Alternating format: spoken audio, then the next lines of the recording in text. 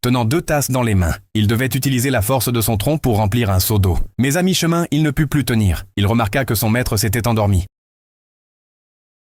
Or, il saisit discrètement une louche et versa de l'eau dans le seau. Bien que le maître ait remarqué sa tricherie, il ne le dénonça pas. L'homme fit semblant d'être épuisé et dit à son maître qu'il avait rempli complètement le seau. Mais ensuite, le maître lui ordonna d'utiliser des tasses encore plus petites pour transférer toute l'eau du seau. Il regretta de l'avoir rempli autant plus tôt, mais il n'avait pas d'autre choix que d'obéir. Enfin, l'heure du repas arriva. Le maître lui demanda de casser des noix avec ses mains nues. Il saisit une noix fermement, mais malgré tous ses efforts, il ne parvint pas à la briser. Le maître commença alors à lui enseigner l'astuce. Appliquer simplement une pression avec 2 doigts suffisait à ouvrir la coque. Le maître hocha la tête avec satisfaction devant ses progrès, mais l'élève trouvait toujours que casser des noix n'était pas facile. Il supplia son maître de lui enseigner d'autres techniques d'arts martiaux. Le maître lui fit poser une jambe sur un tabouret et frapper le sol à plusieurs reprises avec le dos de la main. En le regardant s'entraîner avec sérieux, les mains du maître se mirent à trembler d'émotion. Chaque fois que l'élève tentait de relâcher ses efforts, le maître augmentait la difficulté, cherchant à libérer son potentiel caché. Ensuite, le maître lui fit poser les pieds sur 2 grandes jarres et transférer de l'eau de l'une à l'autre. Face à cet entraînement intense, l'homme ne put en supporter davantage. Quand le maître ne regardait pas, il sauta dans l'une des jarres. Au début,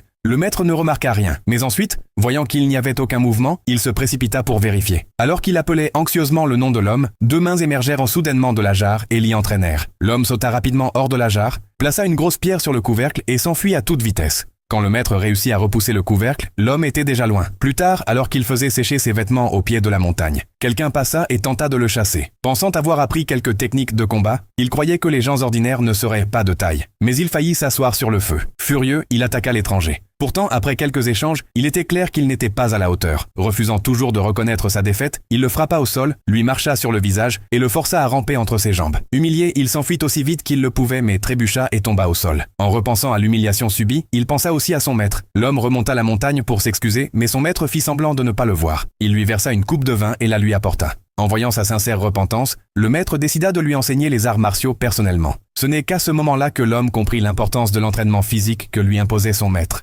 L'homme était suspendu la tête en bas